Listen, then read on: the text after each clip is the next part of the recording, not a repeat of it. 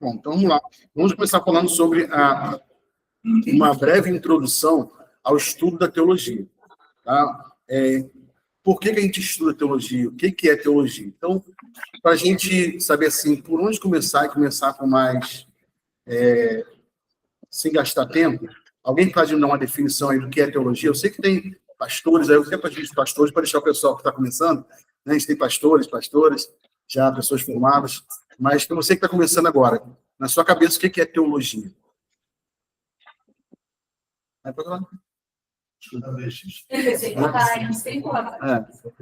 basicamente estudo sobre Deus. Estudo sobre Deus, literalmente é isso, né? A palavra theos significa Deus e logia, que significa um tratado ou um estudo. Agora, pensa uma coisa comigo. Tem como a gente estudar Deus?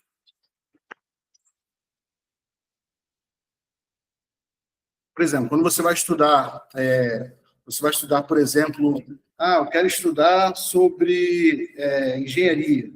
Aí tu vai lá pegar um monte de cálculos matemáticos que foram feitos, e você consegue aprender aquilo ali e reproduzir. Se você vai estudar, por exemplo, sobre os animais, você tem como observar e reproduzir muita coisa. Se você vai estudar o próprio comportamento humano, você tem como observar o comportamento humano, e aí você, através de estímulos e respostas, consegue reproduzir algumas coisas que a gente faz. Alguns comportamentos são comuns. Agora, como se estuda Deus? Estudar Deus, não. A pessoa de Deus, não. Mas sobre Deus. Sobre Deus. Então, estamos melhorando nossa definição. É isso aí. Então, a teologia, apesar do significado literal ser esse, o significado literal da palavra, a gente não consegue estudar Deus, não consegue colocar Deus em cima de uma maca, dissecar ele, né? E ver ali quais órgãos que tem dentro, a gente não consegue fazer isso. Mas a gente consegue estudar a respeito de Deus. A gente consegue estudar o que se conhece sobre Deus, o que se sabe sobre Deus. E aí, estudando o que se sabe sobre Deus, você está estudando teologia. Então, em suma, a teologia, para ficar uma definição assim melhor, ela é a tentativa do ser humano de explicar, racionalizar as coisas a respeito de Deus. Então, isso é teologia. Tá? A gente não consegue explicar Deus, fizeram até música aí, ninguém explica Deus, e realmente ninguém explica, né? Não conseguimos explicar Deus, como disse o salmista, e depois Paulo repetiu em Romanos, quem conheceu a mente do Senhor? Quem foi seu conselheiro, ou quem deu a ele primeiro, para que pudesse agora cobrar alguma coisa? Então, a mente de Deus ela é insondável. Então, insondáveis são os seus caminhos, insondáveis são os seus mistérios, daí a gente tira a conclusão. Por mais que a gente estude, a gente pode estudar a vida inteira, a gente nunca vai saber tudo sobre Deus. Por mais que a gente aprenda, a gente nunca vai saber tudo. Então, não existe nenhum especialista em Deus. Tá? Vai ter um especialista em teologia, em assuntos a respeito de Deus. Ok? Então, trouxe aqui algumas definições bem simples para a gente memorizar, que seria um estudo racional, sistemático e reverente de Deus, ou sobre Deus. Tá? Então, a teologia, o que ela faz? Ela sistematiza o conhecimento. E aí eu penso o seguinte, como que eu posso conhecer Deus se eu não posso vê-lo? Como que eu posso estudar sobre Deus se eu não posso entrevistá-lo? Eu não posso observar o seu comportamento. Então, como que eu faço esse estudo? A resposta está aí. Baseado na revelação. Então, eu só consigo estudar algo sobre Deus baseado naquilo que Deus quis revelar sobre ele. Eu não consigo estudar alguma coisa sobre Deus que ele mesmo não tenha revelado. Por exemplo, uma pergunta que vai na cabeça de todo mundo acho que já pensou isso algum dia. Deus criou todas as coisas, não é isso? Quem criou Deus? Eu acho que todo ser humano que refletiu sobre isso, por alguns momentos, já fez essa pergunta, mas quem criou Deus? De onde que ele veio? Como ele surgiu? Como ele apareceu? E a gente encontra, por exemplo, na Bíblia que Deus ele existe antes do tempo, antes da matéria e antes do espaço. Deus criou o espaço, o tempo e a matéria. Se antes não existia espaço, nem tempo, nem matéria, o que existia então? Existia Deus. Então, nós não temos a resposta nem para essa pergunta. Quem criou Deus? Deus não foi criado, mas de onde ele surgiu? Ninguém tem resposta para isso. Assim como terão outras perguntas ao longo do curso que surgirão, para as quais não existem respostas. Por quê? Porque nós só conhecemos de Deus aquilo que ele quis revelar. Nós só entendemos e aprendemos de Deus aquilo que ele mesmo quis revelar. Tá? Então, aquilo que ele revelou, ou seja, o estudo da teologia é baseado exclusivamente na revelação divina. Não tem outra forma. Tá? E qual a finalidade do estudo de teologia? A finalidade é conhecer a Deus e viver em piedade, viver uma vida que honre Ele. Tá? Para isso nós estudamos teologia. Nós não estudamos teologia para mostrar que sabemos mais do que os outros, para exibir ou ostentar conhecimento ou eloquência. Não, estudamos para conhecer melhor a Deus e viver em piedade. Eu lembro que quando eu fui para o seminário teológico, em 1995, outro dia desse, 1995, que talvez alguns aqui não eram nascidos ainda. Não era não, né? Não, a Miris também não. Que isso, gente? Pelo amor de Deus. Eu pensei que era só o Theo. Eu falei, você acha que é só o Theo que era nascido? Não. Então, assim, em 1995, eu estava ingressando no seminário, me converti em 93. Quase minha conversão em 93. Eu li a Bíblia algumas vezes, até 95. E eu vi que tinha muita coisa que eu li da Bíblia que eu não conseguia entender. Então eu falei, poxa, eu tenho que um monte de entender. E eu perguntava aos meus pastores na época, também não sabiam. Eu falei, puxa, e agora? Aí eu fui para o seminário teológico. E aí fui de 95 até o ano 2000. Confesso que algumas das minhas dúvidas foram sanadas, outras não.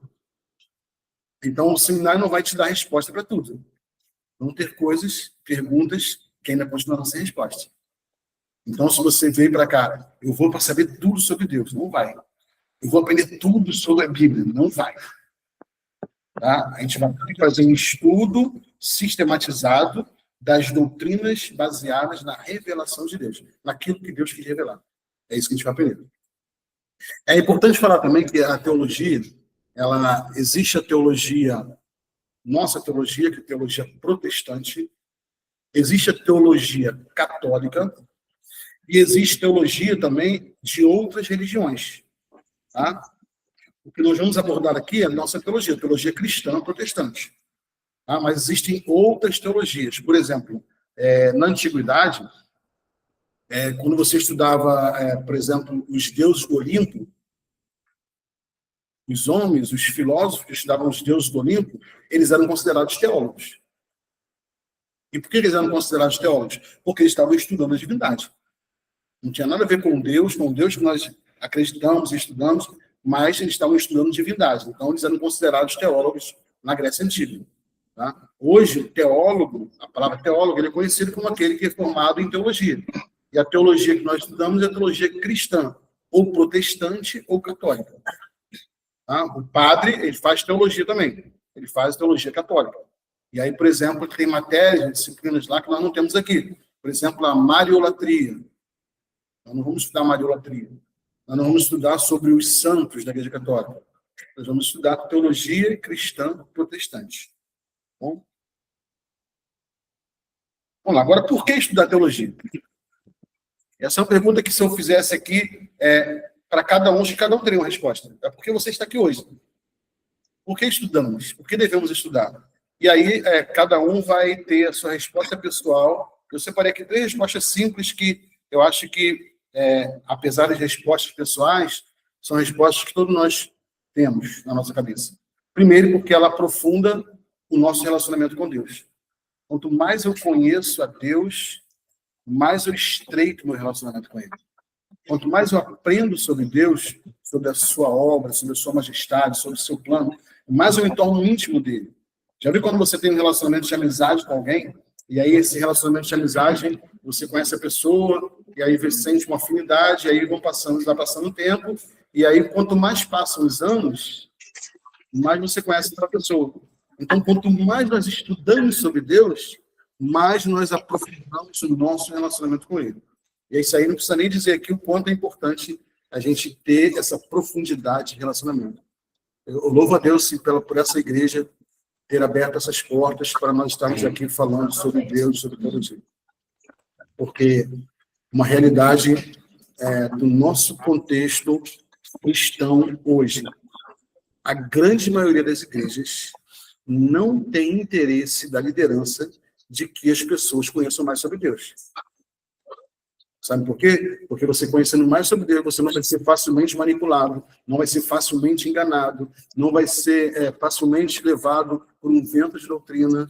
E, assim, eu parabenizo os pastores dessa igreja que entendem que a igreja não é para ser manipulada, a igreja não é para ser moldada conforme eles querem, a igreja é do Senhor, e se a igreja é do Senhor, ela precisa conhecer cada vez mais o Senhor. Então, eu louvo a Deus pela vida da pastora Mônica, do pastor Zé, que abriram essa porta para a gente botar o seminário teológico aqui. E quem dera que todas as igrejas evangélicas pudessem ter ao menos uma turma constante de seminário teológico. Porque a igreja ia ter menos problemas, as pessoas iam amadurecer mais rápido, as pessoas iam servir a Deus melhor e a igreja ia crescer muito mais. Vocês vão ver assim, o potencial de crescimento dessa igreja daqui a 2, 3 anos, com as formações dessas turmas aqui. Tá? Deus vai impactar Rio das Ostras, vai ser através de vocês que estão aqui hoje. Não é uma coisa que a gente está aqui fazer um cursinho, não. Estamos aqui estudando sobre Deus com seriedade, estamos aqui estudando sobre Deus porque é interessante para nós aprofundarmos o nosso relacionamento com Ele. Além disso, ela fortalece também a fé e a obediência consciente. Tá? Jesus ele falou o seguinte, olha, aquele que me ama é o que guarda os meus mandamentos. E eu também o amarei e me manifestarei a ele. E nós só podemos guardar aquilo que conhecemos. Ninguém pode fazer alguma coisa se ela não conhece. Então, quanto mais nós estudamos, mais a nossa obediência aumenta, mais a nossa fé é fortalecida, mais nós conseguimos servir a Deus melhor. E, finalmente, ela sustenta o ministério cristão. Então, daqui, ainda que eu sei que, se eu perguntar aqui, ninguém vai falar que quer ser pastor, eu também não queria ser pastor quando fui para o seminário, não era minha pretensão, não passava nem na minha cabeça, até porque sou uma pessoa muito tímida, sou uma pessoa muito que não tem jeito nenhum para falar em público. Assim, minhas características são totalmente opostas às características que um pastor deve ser. Deve ser um bom comunicador, um bom orador, um bom pregador, não tem nada disso. Mas eu fui para o seminário e, assim, durante a trajetória no seminário, o Espírito Santo foi falando no meu coração sobre algumas coisas. Que nem, por exemplo, eu comecei com um rapaz e ele era motorista de uma van lá da igreja, e aí ele levou o pessoal para um passeio, e aí ele leva muitas pessoas da igreja para vários passeios diferentes, vários encontros. E aí ele estava se queixando comigo, falando assim, poxa, quando eu vejo os pastores, eu vejo cada coisa, eu ouço cada coisa, que o pastor não devia fazer isso, não devia falar aquilo, não devia isso, não devia aquilo, e fico chateado. Eu falei, irmão, em vez de ficar chateado, por que você não entra no seminário, torna-se um pastor e faça diferente do que você está vendo? Concorda? E aí, aquela palavra...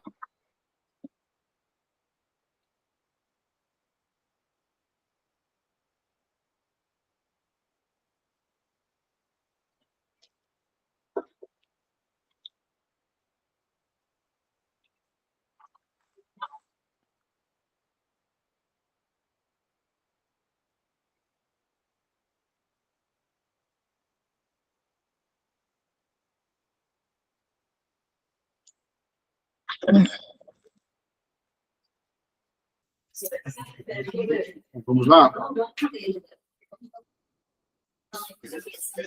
Então, lembra que a gente falou que a teologia depende da revelação? Ou seja, eu só posso estudar teologia se eu tiver uma revelação de Deus. Se não tiver uma revelação, não tem como estudar. E aí, a primeira coisa que precisamos entender é que Deus ele se revela por graça. Deus não tinha obrigação nenhuma de se revelar ao ser humano.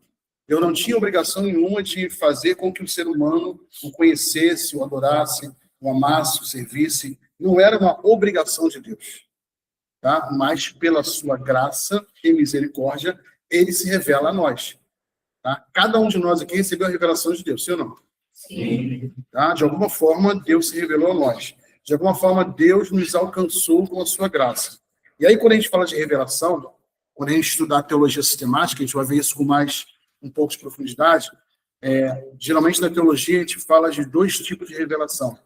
A revelação geral e a revelação especial. De que trata a revelação geral? A revelação geral é o seguinte: Deus ele se revela a toda a humanidade. Sim ou não? Então, por exemplo, tem como um ser humano dizer que nunca ouviu falar de Deus? Ou dizer que ele pode até construir um pensamento e auto-afirmar para si mesmo que Deus não existe. E dizer que é ateu. Mas lá no seu íntimo, lá no fundo, ele sabe que existe um ser maior. Até porque se ele está falando que Deus não existe, ele está dizendo já, tem um Deus. Então, não tem como justificar a sua crença, porque o seu interior, o interior de qualquer ser humano, testifica a existência de um Deus. E é claro que a existência de um Deus, que é testificado no interior do ser humano, faz com que ele busque entender, compreender e dar um formato, uma imagem a esse Deus. É por isso que existem tantas religiões e tantos deuses. Você vai, por exemplo, para o hinduísmo, tem milhares de deuses. Você vai para as religiões pagãs, você vai para a mitologia, e o que é aquele montão de deuses, de heróis que acontece, que aparece ali? É a tentativa do ser humano de dar voz a algo que está no seu interior. E no interior de cada ser humano existe uma testificação que já nasce conosco, é inconsciente, de que existe um ser superior, maior que nós, infinito, que criou todas as coisas. É fato. Uma outra revelação geral se dá através da natureza. Ou seja, quando o ser humano olha para a natureza, ele olha para os céus, para as montanhas, para as flores, para a complexidade da natureza. Quando você observa, às vezes, um inseto, e você estudar a complexidade que existe na vida daquele inseto, no ambiente que ele vive, e toda a cadeia alimentar que o cerca, você fala, caramba, como pode? Precisa existir um ser superior e criador que fez isso tudo. Tá? É uma das maiores ingenuidades da ciência, do mundo científico, achar que tudo isso surgiu do acaso, que tudo surgiu do nada, que houve uma explosão e que apareceram as coisas ali e foi evoluindo e chegou onde a gente está. Tá? Inclusive, essa teoria, né, que a gente conhece como darwinismo, ela tem caído por terra há muito tempo já. Então, hoje a ciência não se dobra ainda ao criacionismo, mas já existe um grande grupo científico que fala de um tal design inteligente, onde eles não admitem a existência de Deus, mas entendem que deve ter existido uma força superior que deu origem a todas as coisas de forma proposital e intencional.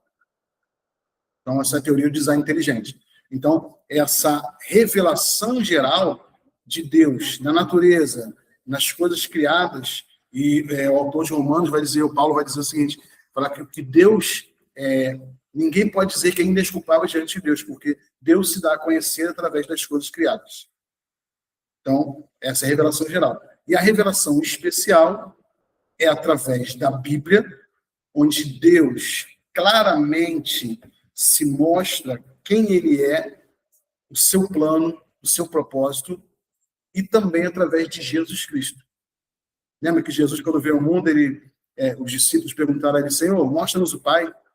E ele fala assim, Filipe, olha para mim, quem vê a mim, vê ao Pai.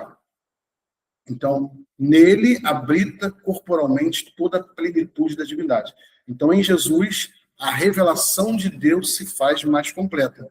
Então, quer conhecer a Deus, conheça Jesus. Ele é o Deus encarnado, o Deus que se fez homem. Então, através dessa revelação geral, especial, que nós conhecemos a Deus. E a revelação e a teologia possibilitam uma resposta humana real. Ou seja, o ser humano ele pode decidir se quer servir a Deus ou não. Ele pode decidir se quer andar com Deus ou não. E essa possibilidade só é real porque Deus se revelou. Tá? Quando, por exemplo, você, lá em Gênesis 12, tem a história de Abraão, você vê que Abraão ele acreditava em vários deuses, lá no mundo dos caldeus, e de repente Deus aparece para ele e fala assim: Abraão, sai da sua terra, sai da sua parentela, vai para uma terra que eu vou te mostrar, e você vai ser pai de uma grande nação, faz um monte de coisa, começa louca para ele lá. E Abraão vai e sai. Olha só isso. Sai da sua terra, sai do meio da sua parentela, pega a sua família, seu gado, tudo, vai embora. Em direção a uma terra que ele não sabia nem onde era. Por quê? Porque Deus se revelou para ele. Então, como que Deus se revela hoje para nós? Através da graça, através da Escritura, através de Jesus, através do Espírito Santo. Então, nós recebemos essa revelação de Deus. Salmo 19:1, os céus proclamam a glória de Deus e o firmamento anuncia a obra das suas mãos. Romanos 1:20, porque os atributos invisíveis de Deus claramente se reconhecem desde a criação do mundo. Hebreus 1, havendo Deus falado outrora através de anjos, nesses últimos dias falou através do Filho. Tá? E aqui a opinião de dois teólogos. Armínio diz que Deus se revela suficientemente para ser conhecido. Ou seja, nós conhecemos a Deus porque ele se revelou. E qualquer ser humano na face da Terra tem a mesma chance, a mesma possibilidade de conhecer a Deus porque ele se revela a todos. Tá? E o Wesley diz que a graça precede toda e qualquer resposta humana. Tá? Todo mundo aqui já deve ter ouvido falar, a gente não vai entrar muito aprofundado nisso agora, mas que existe uma doutrina que diz que Deus escolheu alguns para a salvação e outros para a perdição. O que vocês acham disso? Tem sentido ou não? A vontade de Deus é que todos sejam salvos, que todos tenham pleno conhecimento da verdade. E por que, se é a vontade de Deus, por que não acontece?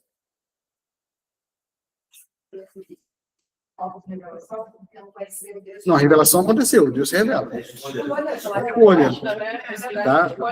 Por causa da resposta humana que não chegou. Tá? Em livre-arbítrio. Então, essa resposta humana que é necessária, ela não significa dizer que a salvação depende do homem. Por que não? Porque se Jesus não morresse na cruz, o homem não seria salvo. Então, ele podia escolher o que ele quisesse, não adianta nada. Então, a escolha do ser humano em favor de Cristo, do Evangelho, é apenas uma afirmação de que ele recebe essa graça salvadora. A salvação é pela graça, é pela fé. Não vem de nós, é dom de Deus. Mas ela só acontece depois da nossa escolha. Então, isso não quer dizer que a salvação é um mérito humano, mas quer dizer que o ser humano ele participa desse processo respondendo positivamente a essa graça. Então, isso isenta Deus de toda e qualquer culpa. Porque se eu acreditar que Deus escolheu uns para a perdição e outros para a salvação, não há justiça. Porque se ele... Arbitrariedade. Você escolheu, você vai ser salvo, você não. Ainda que você faça o que você quiser, você não vai ser salvo.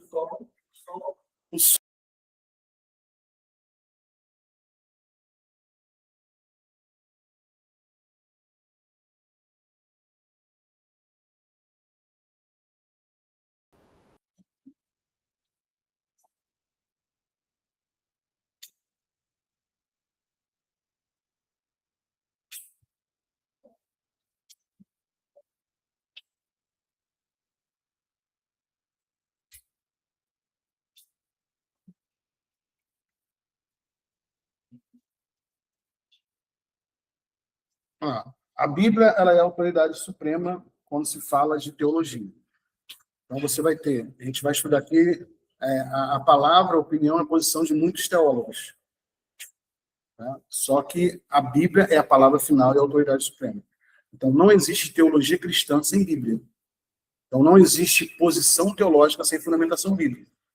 Tá? O que vai acontecer é que vão existir, e a gente vai conhecer posições teológicas diferentes sobre determinado assunto, mas ambas as posições são baseadas na Escritura. Como pode? Como é que uma mesma Escritura vai dar margem para posições teológicas diferentes? Por causa da dificuldade da interpretação. Tá? Então, por exemplo, você vai encontrar pessoas e teólogos que acreditam que o arrebatamento da igreja acontecerá antes da grande tribulação. Né? É o chamado pré-tribulacionismo. E você vai encontrar teólogos também sérios que vão dizer que o arrebatamento da igreja acontecerá no final da grande tribulação. E aí existem alguns pontos na Bíblia que não ficam claros. É por isso que eu falei, a gente não vai sair daqui do seminário daqui a 3 anos ou 4 anos com todas as respostas. Por quê? Porque a Bíblia não tem todas as respostas que nós queremos, mas ela tem todas as respostas que nós precisamos. Tudo que diz respeito à vida e à piedade está revelado na Escritura. Então, tudo que eu preciso saber para ser salvo está na Escritura. Tudo que eu preciso saber para ter uma vida aqui na Terra, próspera, abençoada e feliz, está na Escritura. Tudo que eu preciso saber para conduzir a minha família de acordo com a vontade de Deus, está na Escritura. Tá? Mas não tudo que eu quero saber. Essa palavra ela é inspirada e é suficiente. Tá? A gente não precisa de outra revelação. Existem algumas religiões, como, por exemplo, já deve ter ouvido falar uma igreja chamada Igreja de Jesus Cristo dos Santos dos Últimos Dias. Mormons. Então, eles, além da Bíblia, eles têm outro livro chamado Livro dos Mormons. E, para eles, tem o mesmo valor que a Bíblia, ou até mais. Até mais. A própria Igreja Católica, ela tem uma tradição, e a tradição na Igreja Católica, ela prevalece sobre a Escritura. Então, por exemplo, se tiver uma doutrina na Bíblia, mas tiver outra coisa que é defendida pela tradição ou pela palavra do Papa, que prevalece a palavra do Papa e a tradição. E a Escritura fica em segundo plano.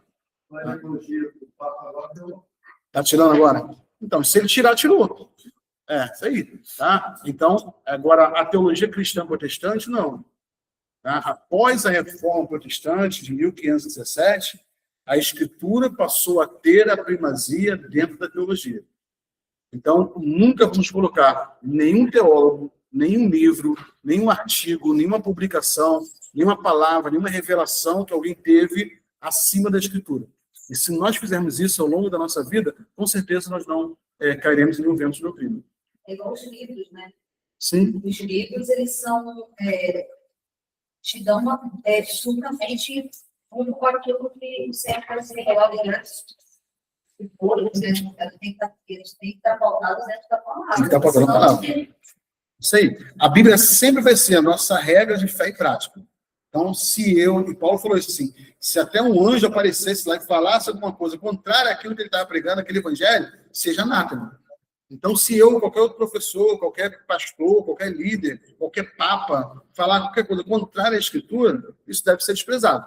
E a gente tem a Escritura como nossa regra de fé e prática. A gente, quando estudar a bibliologia, a gente vai ver um pouco mais de profundidade como a Bíblia foi formada, como ela foi escrita, como ela foi composta, como se chegou nesses livros, e a gente vai abrir nossa mente para poder compreender e tirar também algumas dúvidas, que era uma dúvida minha, por exemplo, que eu tinha quando eu era novo convertido. Mas de onde veio a Bíblia? Não foi Deus que escreveu, então como que ela surgiu? E são coisas que a gente lê na Bíblia apenas e não consegue entender. Então a gente precisa de um auxílio de outras ciências, como a arqueologia, a história, para poder compreender. Tá? Vamos lá. A teologia ela tem uma divisão bem simples. Tá? A gente vai explicar aqui rapidamente, só para a gente se situar. Tem a teologia bíblica, e a teologia bíblica. A teologia que é baseada apenas na Bíblia, apenas na Escritura. Ela não pega nenhum outro autor, nenhum outro comentarista, mas ela se detém apenas da Bíblia. A teologia exegética, e o que é teologia exegética? É a teologia que é construída a partir dos textos originais da Escritura. Então, a Bíblia ela foi escrita originalmente em hebraico e aramaico no Antigo Testamento e grego no Novo Testamento. Para nós aqui está tudo em português já, mas ela foi escrita nesses idiomas. Então, a teologia exegética ela pega esses textos nos quais ela foi escrita e traz uma interpretação mais completa. Tá? Por exemplo, no nosso idioma, a gente usa a palavra amor para designar tanto o amor de um pai para um filho, quanto o amor de um marido para a mulher, quanto o amor de uma amizade, chamada amor fraternal, a gente usa apenas uma palavra, amor. Em grego, existem 4 palavras diferentes para amor. E aí, quando você encontra aquela palavra na escritura, você sabe que tipo de amor está sendo falado ali. Então, a teologia exegética ela faz isso. Ela pega essas palavras no original e vai trazer, além da tradução daquela palavra, ela vai trazer o contexto histórico-cultural daquela época. Tá? Que faz todo sentido. Porque hoje, nós vivemos em uma cultura totalmente diferente da cultura da época bíblica. E essa é a maior dificuldade de interpretação que as pessoas têm. Elas leem o texto da Bíblia como se aquilo ali tivesse acontecido ontem. E aquilo que está ali aconteceu há 2.000 anos atrás, 4.000 anos atrás, 5.000 anos atrás, num mundo totalmente diferente do nosso. E aí, para compreender corretamente, a gente tem que aprender um pouco sobre esse mundo antigo. Como ele funcionava, como ele era naquela época, para a gente poder saber exatamente o que o autor bíblico queria dizer na época em que ele escreveu, para quem ele escreveu, com que propósito ele escreveu. E aí, se a gente conseguir compreender isso, então, assim, o nosso conhecimento da Bíblia vai para um nível de profundidade e de coerência muito maior do que aquele que nós temos hoje. É por isso que a gente estuda. A teologia sistemática. A sistemática, ela pega o conteúdo da teologia exegética, pega o conteúdo da teologia bíblica, pega o conteúdo da teologia histórica. Teologia histórica é o quê? A teologia que foi construída ao longo dos anos. Você tem uma teologia do primeiro século, você tem uma teologia da chamada patrística, os pais da igreja, você tem uma teologia na Idade Média, você tem uma teologia na Idade Moderna e uma teologia contemporânea. Então, a teologia foi se desenvolvendo ao longo dos décadas, dos séculos. E aí, o que a teologia sistemática faz? Ela pega essa teologia histórica, pega a teologia exegética, pega a teologia bíblica e ela junta tudo e sistematiza os assuntos principais da Bíblia, organizando-os em grandes blocos. Então, por exemplo, a teologia sistemática ela pega tudo que a Bíblia fala sobre o Espírito Santo e ela organiza todos os textos da Bíblia que falam sobre isso, todas as explicações, e ela trata dentro de uma doutrina chamada pneumatologia. Ela pega todos os textos a respeito de Jesus Cristo. E aí tá, desde o Antigo Testamento até o Apocalipse, tudo que fala de Jesus. E ela organiza em blocos, e aí você estuda a cristologia. Então, para que isso é bom? Para a gente compreender as doutrinas bíblicas em blocos separados. Tá? Se você, por exemplo, quiser estudar tudo que a Bíblia fala sobre os anjos, quanto tempo você gastaria para fazer isso? Pegar todos os versículos que falam de anjos, desde Gênesis até Apocalipse. Muito tempo. E aí a teologia sistemática, ela fez esse ganho de tempo para você. Ela já pegou tudo isso, já organizou, sistematizou, e aí se você quiser estudar só sobre os anjos, você vai estudar a angelologia. Não é angiologia. Angiologia é médico de variz, né? Uma vez no seminário, a menina botou... eu perguntei, assim, uma prova. Me cite aí 5 doutrinas da teologia sistemática. Aí a menina colocou lá, angiologia. Aí eu já falo logo.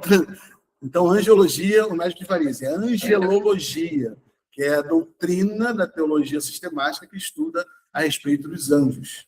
Assim como a doutrina que estuda o Espírito Santo é pneumatologia e não pneumologia.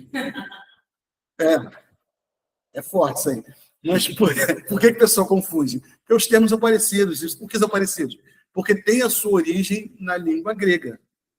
Tá? A nossa língua, a língua portuguesa, ela é originada e ela usa vários prefixos, sufixos, o pessoal que estudou aí, que estuda ainda, prefixos e sufixos latinos e gregos. Então, a raiz da palavra é a mesma. Por exemplo, pneu. É na mesma raiz da pneumatologia, que vem de pneuma, que é ar, sopro. É por isso que o pneu é um negócio que você enche de ar e anda por aí. A gente às vezes não pensa sobre isso, mas as coisas estão coisas ligadas. Faz tudo sentido, isso aí. Vamos lá. Teologia, fé e razão. A fé cristã é racional? O que vocês acham? Existe razão na fé? Raciocínio lógico? Ou não?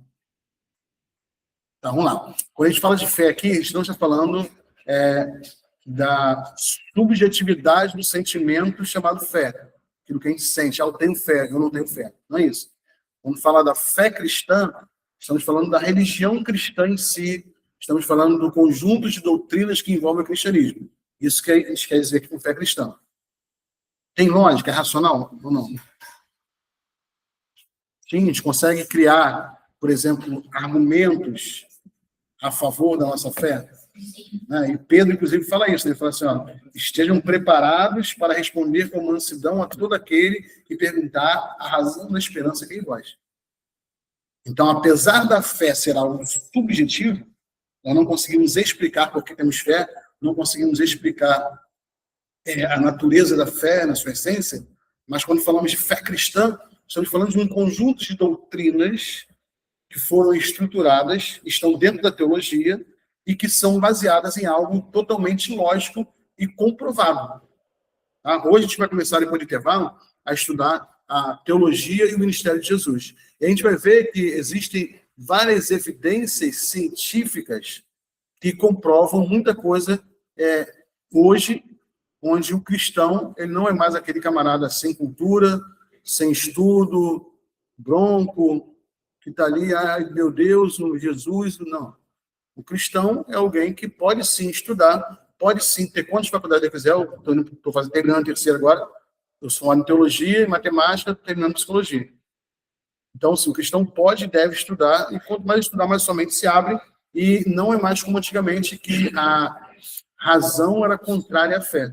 Esse tempo passou. Hoje, a fé, ela é também sustentada pela razão. Nós cremos em Deus e temos motivos para crer em Deus. Nós acreditamos nele, servimos a ele, e temos motivos lógicos e racionais para servi-lo. E aí, se a gente pedir a razão de cada um aqui, eu tenho certeza que teremos aqui argumentos excelentes, e, de repente, pode até estudar esse assunto mais tarde. Tá? E ela pede também uma resposta humana consciente.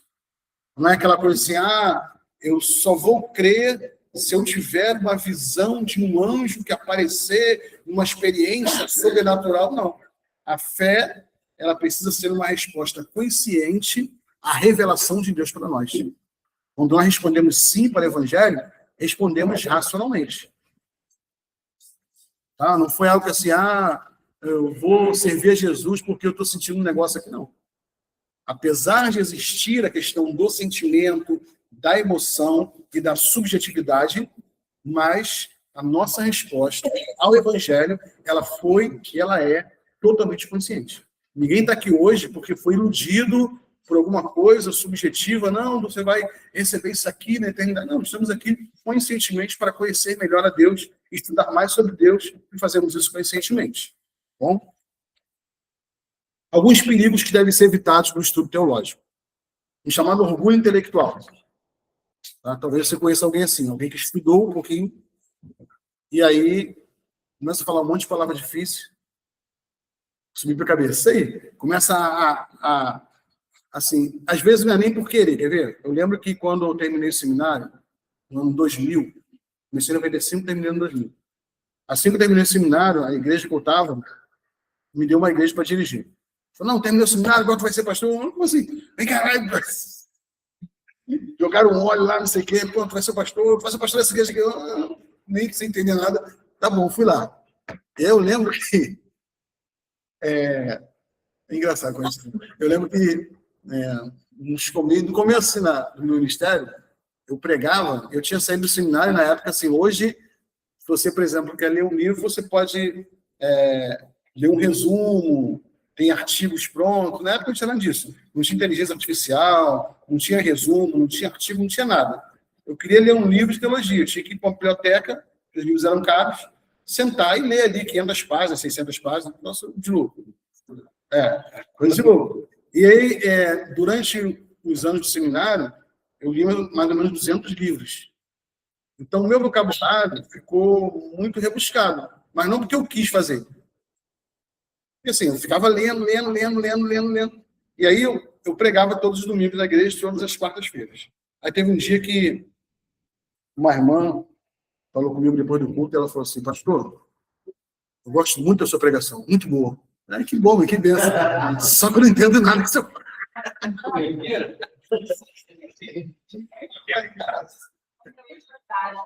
Não entendo nada. Mas eu também, quando eu terminei, pastor, também. Também passou por isso? Aí só que eu tinha o meu esposo, né? Né? Aí ele foi e falou comigo, caraca, olha, você está nojento de novo. Então, assim, é uma coisa para a gente tomar cuidado, não só com a questão do orgulho, mas também com as palavras, com o linguajar. A gente geralmente está falando de pessoas simples. E hoje, não sei nem se eu exagerei quando eu falo assim, eu tento explicar as coisas, mesmo dentro do seminário teológico, mesmo tendo uma sala de aula de matemática, que até uma criança possa entender. Então, assim, isso aí ajuda muito. A maior prova disso é que a Kézia está aí, minha filha, tem 10 anos. Eu estava dando uma matéria no seminário, e ela foi comigo para 3 aulas. E aí, depois ela foi no dia da prova. E aí ela assistiu essas aulas, igual está ali agora, e aí, brincando, pintando, não sei o quê, no dia da prova, ela falou, pai, deixa eu fazer a prova. Eu falei, então, faz aí. E aí dei a prova para ela. Os alunos estavam lá, isso aqui, tentando fazer a prova, ela pegou e foi respondendo. As questões relativas àquelas aulas que ela assistiu, acertou tudo.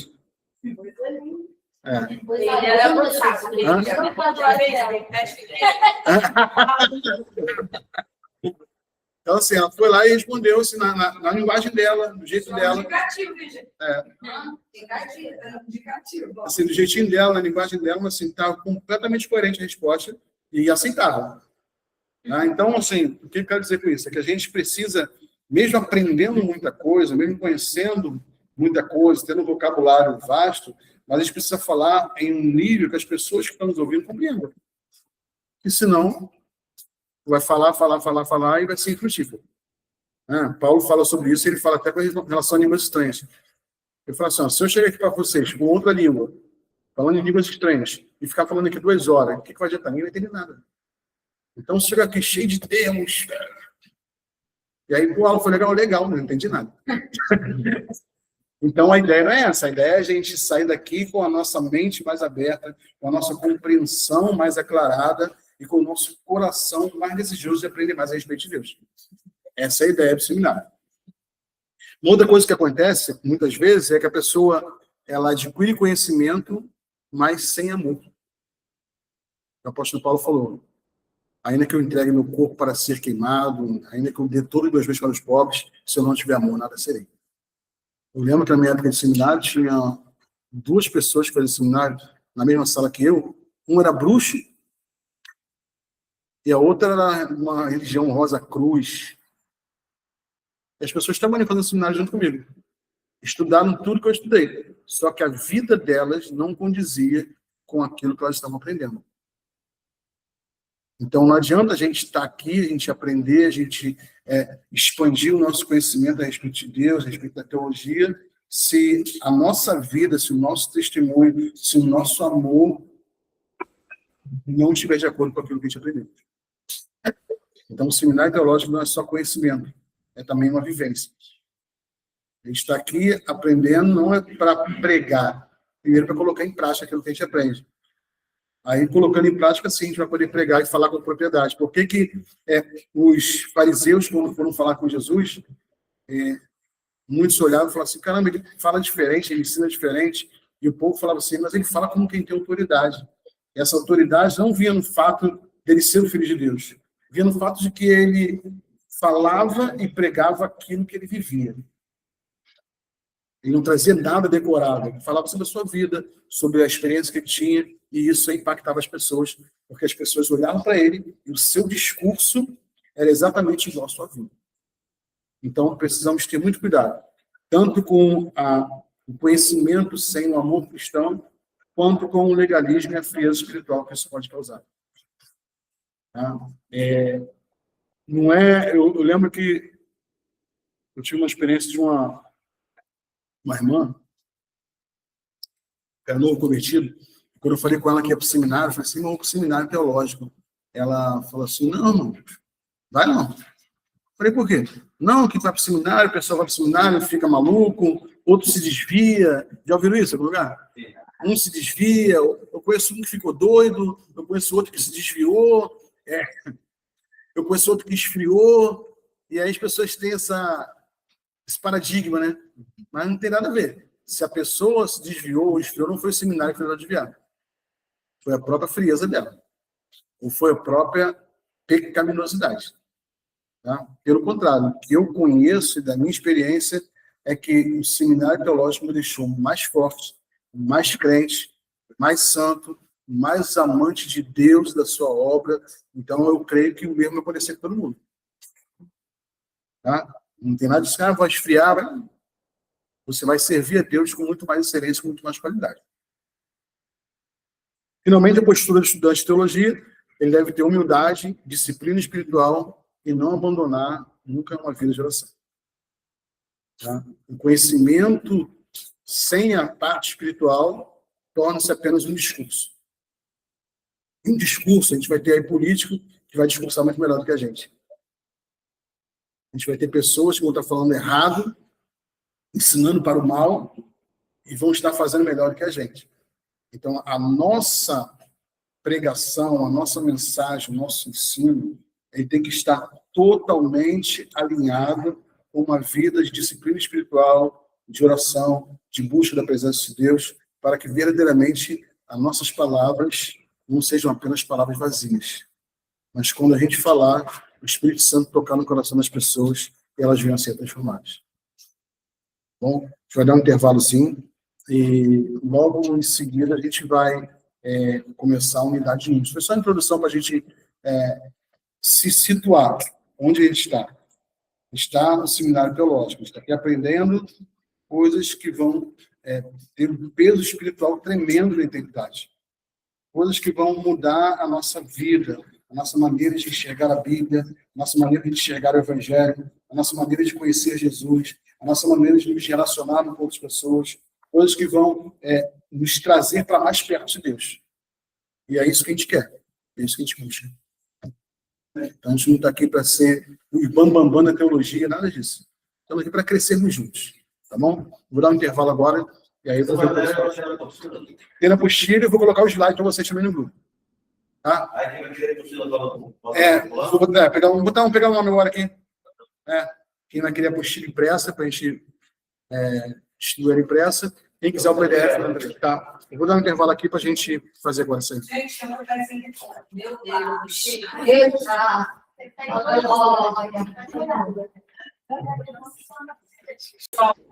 Meu laranja, 4878. Vamos lá. O nome dessa disciplina, o nome dessa matéria é Teologia e Ministério de Jesus. Tá? Geralmente, o seminário teológico começa com bibliologia. Até foi um comentário que ele gostou muito da aula. Geralmente começa com bibliologia. Por que a gente começou com essa Teologia e Ministério de Jesus? Porque eu sei que tem pessoas aqui que já vieram de outros seminários, pessoas que já começaram a fazer seminário em outro lugar e vai complementar. Então, eu prefiro, nesse começo, pegar uma matéria que vai atender todo mundo. Porque essa matéria tem alguns seminários que não tem. Então, tanto atende quem não fez matéria nenhuma, quanto atende quem já fez alguma matéria e vai complementar. Então, o pessoal, por exemplo, que está precisando da convalidação e vai ter que complementar algumas matérias, essa vai contar. Isso. Já vai contar para a convalidação, entendeu?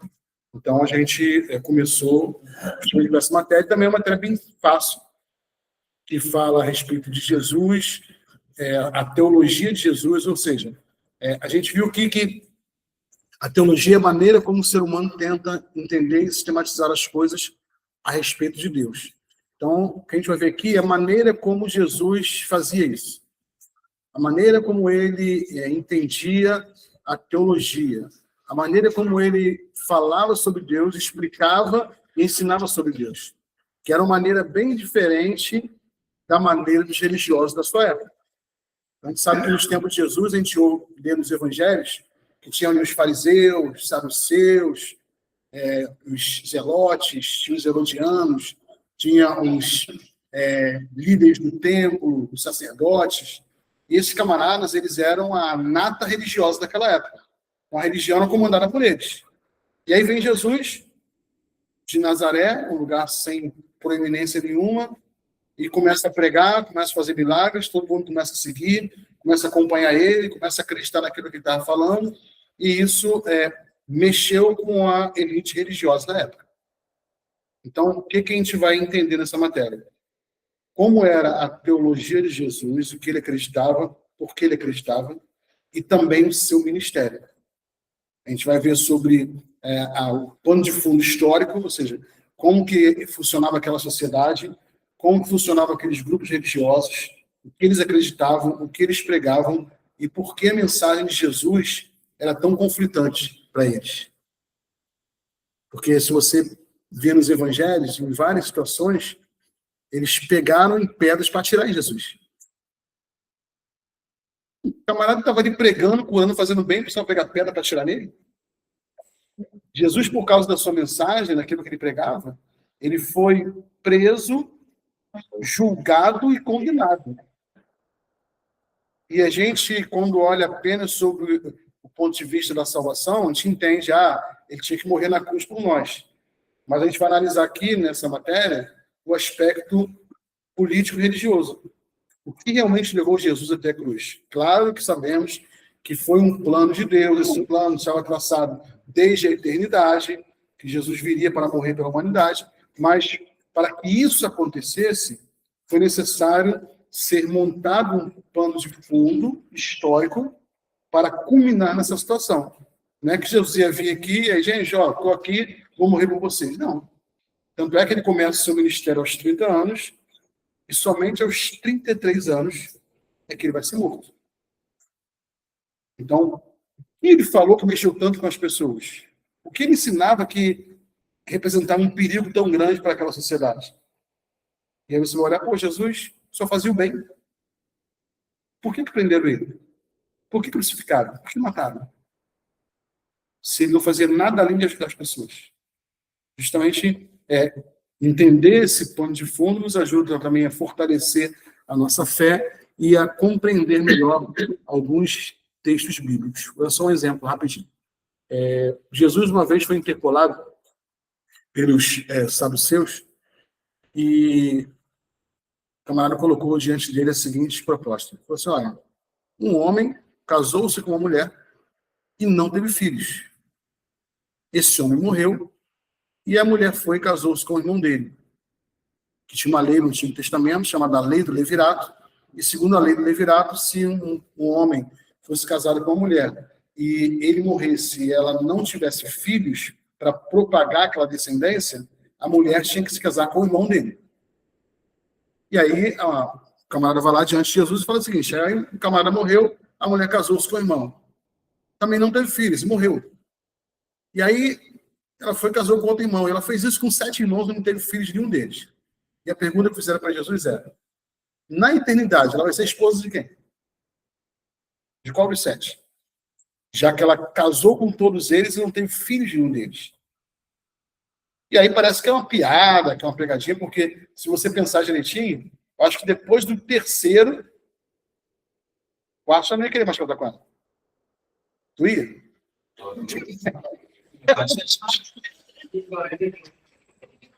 Eu fiquei viúvo e casei de novo. A esposa já falou, se eu morrer, tu já consegui casar de novo, mas não. Já vai ficar lacrado, viúvo negro. Então não morre não. Aí, parece que é uma brincadeira, uma pegadinha, mas na verdade tinha um fundo teológico. Aqueles que fizeram essa pergunta para ele eram os saduceus. Os saduceus não acreditam em ressurreição, não acreditam na vida eterna, não acreditam na vida após a morte, não acreditam em anjos. Então, essa pergunta foi para que Jesus ficasse desconcertado e não soubesse responder. E aí, quando a gente entende isso, é mais fácil de saber por que eles foram lá perguntar isso. E a resposta de Jesus, olha, no céu, nem se casam, nem se dão em casamento, mas são como os anjos. Ou seja, ele pensou que ia pegar Jesus, e Jesus deu uma resposta para ele, a qual ele não esperava. Então, a gente entender um pouco esse pano de fundo histórico e cultural ajuda a compreender muitos textos dos evangelhos e, se a gente não tiver um pouco dessa base, são incompreensíveis. Bom? Vamos lá. A compreensão desse contexto enriquece a fé e demonstra que a profundidade da encarnação, Deus entra na história humana em um tempo e em um lugar específico. Então, todo mundo sabe o que é encarnação? Não é negócio assim, pô, ele está encarnando no outro. Não é isso não. Não tem não. Não sei se acho que não usa esse termo, não. Mas o pessoal que riu é do meu tempo. O pessoal que riu é do meu tempo. Porque antigamente, quando você ficava. Eu não sei nem qual termo que usa agora. Para mim encarnar aí. Ficar mangando a pessoa, sei lá.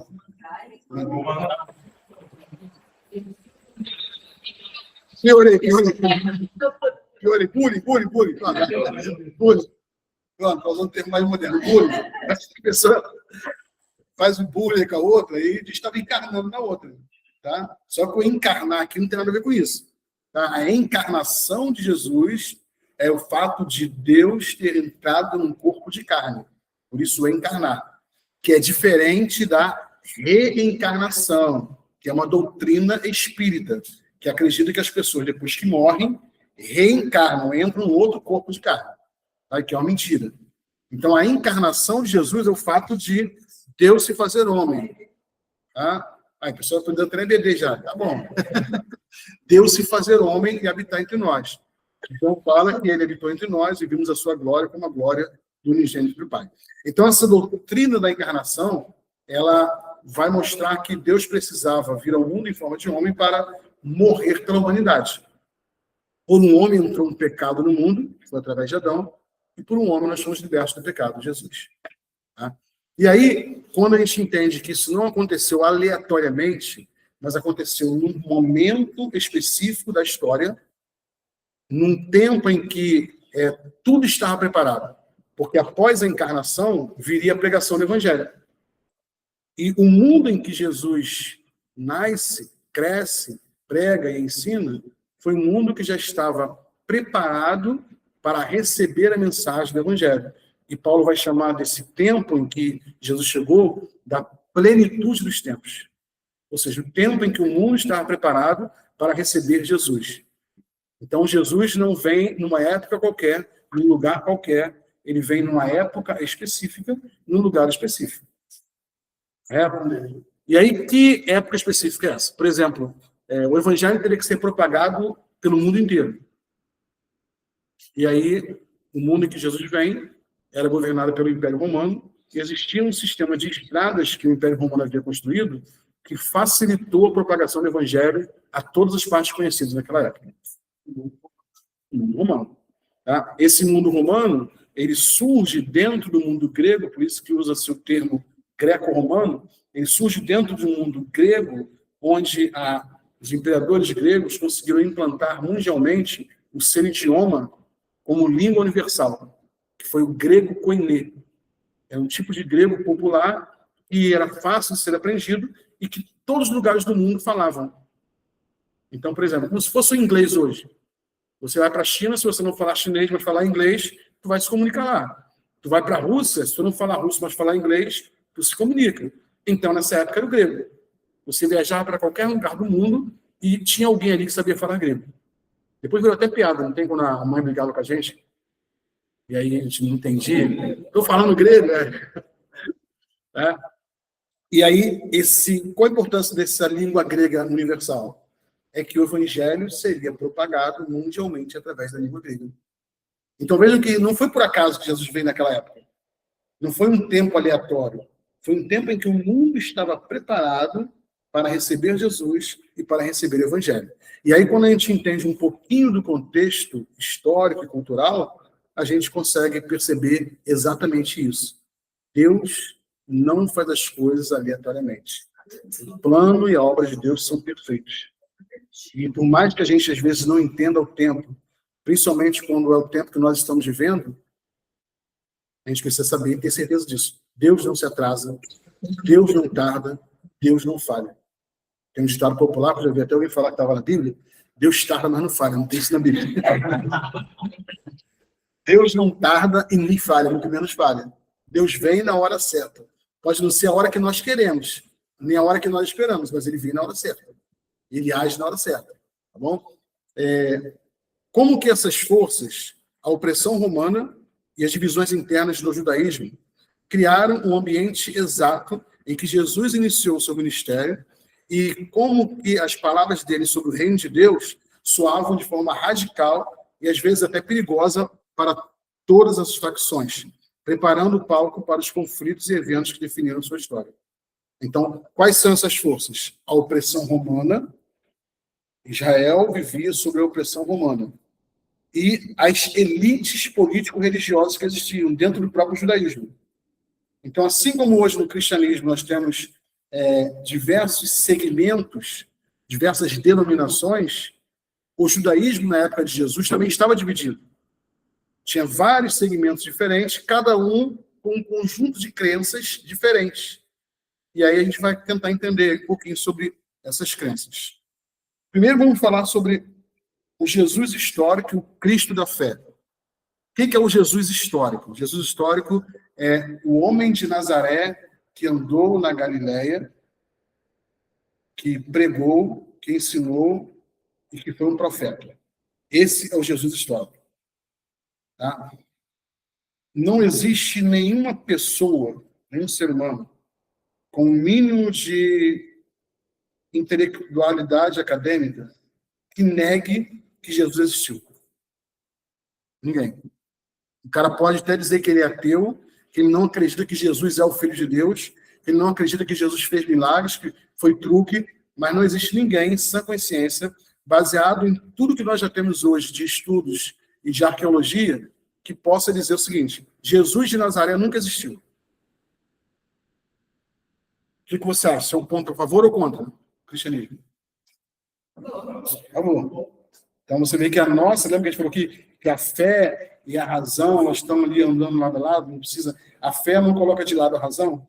Então, se alguém fala assim, a tua fé é infundada. Não, minha fé é fundada, é fundamentada, baseada no Jesus, que existem provas históricas que evidenciam que ele de fato existiu. Tá? Alguém que não acredita pode até dizer que ele não era aquilo tudo, mas ninguém pode dizer que ele existiu. A própria história da humanidade está dividida entre antes de Cristo e depois de Cristo. Tá? Então ninguém pode dizer Jesus nunca existiu. A pessoa que fala isso é totalmente ignorante. Se alguém for debater contigo, discutir, e falar, não, Jesus, eu não acredito que ele existiu. É uma pessoa ignorante. Tá? Então, o Jesus histórico é esse Jesus lá de Nazaré. E quem é o Cristo da fé? O Cristo da fé é o Cristo da religião. É o Cristo que ressuscitou dos mortos, que morreu numa cruz com um propósito, morreu para pagar o preço pelos nossos pecados. Esse é o Cristo da fé. E aí, um não descarta o outro. Ou seja, o mesmo Jesus histórico é o mesmo Cristo da fé. Mas por que nós tratamos dele de forma separada? Simplesmente para uma compreensão mais didática. Se eu não quiser falar de religião, se eu não quiser falar de fé, ainda assim eu posso falar de Jesus. Como pessoa. Né? Como pessoa. Tá? Jesus foi um ser humano que viveu aqui na Terra. E disso existem provas históricas e arqueológicas que confirmam isso, irrefutável. Não tem nenhum acadêmico, nenhum cientista vai refutar isso. Tá? Qual a relevância disso para o ministério? Primeiro que é uma ferramenta apologética. Ou seja, o fato da investigação histórica confirmar que Jesus viveu, pregou e foi executado por Pôncio Pilatos, isso aí é uma evidência de que a nossa fé não é infundada. É diferente, por exemplo, de quem acredita nos deuses da mitologia grega. Qual a evidência que existe de que esses deuses existiram? Só história, só mito. Tá? Então não existe nenhuma evidência de que de fato eles existiram. E nós cremos em um Deus que enviou o seu Filho Jesus e temos provas de que ele veio ao mundo. Torna-se também uma base para o diálogo, ou seja, demonstra que a fé cristã não se baseia em um mito, mas em uma pessoa que marcou a história. Então não cremos em mitos, cremos numa pessoa real que veio ao mundo, viveu aqui, andou aqui nessa terra, e ele é a base, o alicerce da nossa fé. Teorias que negam a existência de Jesus, como, por exemplo, a teoria de que ele era um mito, são marginais. Marginal não é bandido, não, porque a palavra marginal, ela tomou uma conotação pejorativa, né? E aí a gente fala assim, marginal é um bandido. Não, marginal é algo ou alguém que vive à margem. Então, essas teorias marginais são teorias à margem da academia.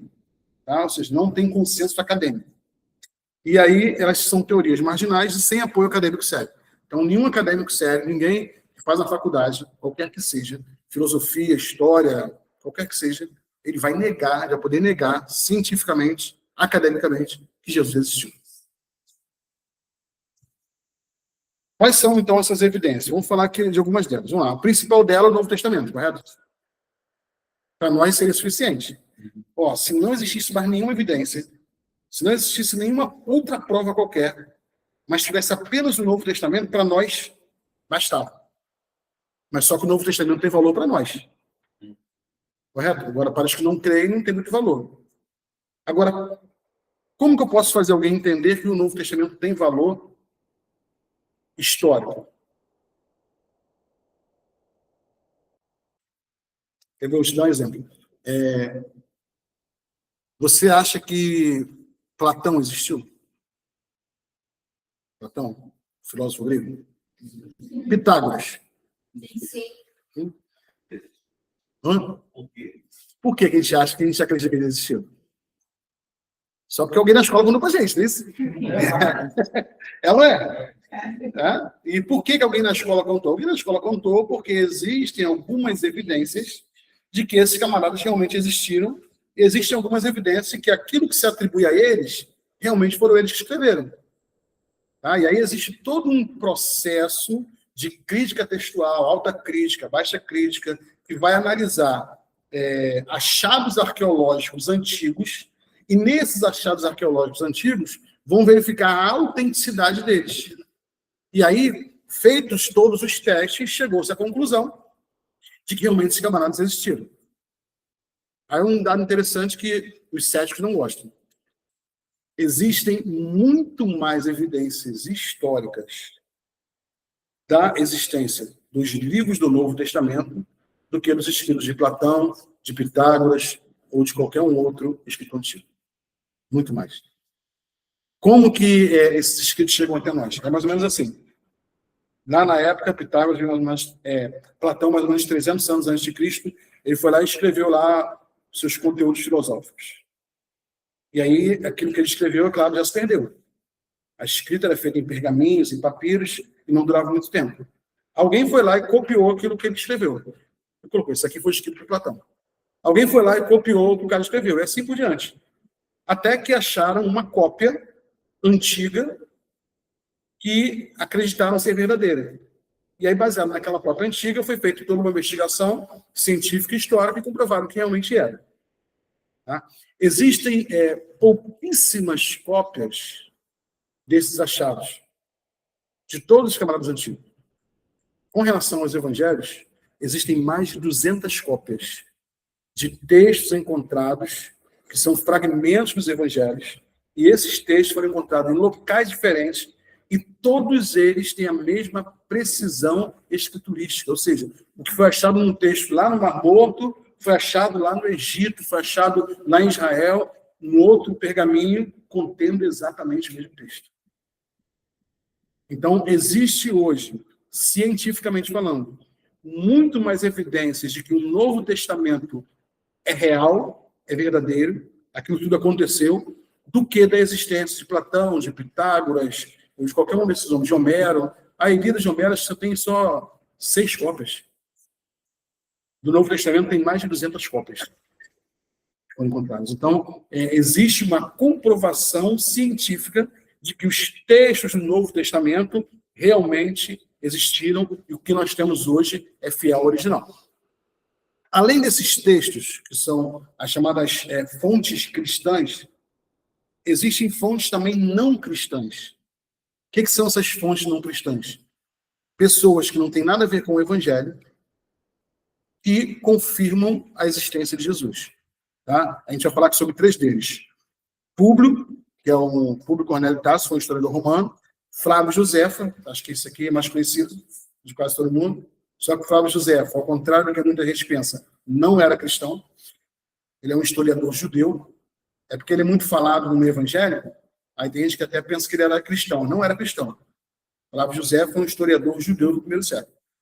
E Plínio, o jovem, foi governador romano. Esses 3 camaradas aí escreveram e foram encontrados nas suas obras evidências de Jesus. Olha só isso aqui. Ó. Cristo, o fundador do nome, havia sofrido a pena de morte no reinado de Tibério, por sentença do procurador Pôncio Pilatos, e a superstição perniciosa foi reprimida por um momento apenas para explodir mais uma vez, não apenas na Judéia, lar da doença, mas na própria capital. Tá? Isso aqui é o tal do Tácito, historiador romano, falando a respeito de Jesus. Ele tinha alguma vantagem em falar de Jesus? Falar que Jesus existiu? Pelo contrário, ele não gostava de Jesus. Tá? Olha como ele se refere a ele. Tá? Ele chama o cristianismo de doença. Tá? Então, assim, é um texto, isso aqui está no livro, na obra dele, Os Anais, é uma obra que foi encontrada já pela arqueologia e que trata de Jesus de Nazaré e traz detalhes exatos da época que ele morreu. Ó, tá vendo? Na época do imperador Tibério, e o procurador Pôncio Pilatos foi quem sentenciou Jesus à morte. Exatamente como diz nos evangelhos. Então, assim, são coisas irrefutáveis. Não tem como você dizer que isso aqui é mentira. Tá? Vamos ver o outro lá. Oi? O próprio Irineu escreveu. Então. O próprio Irineu.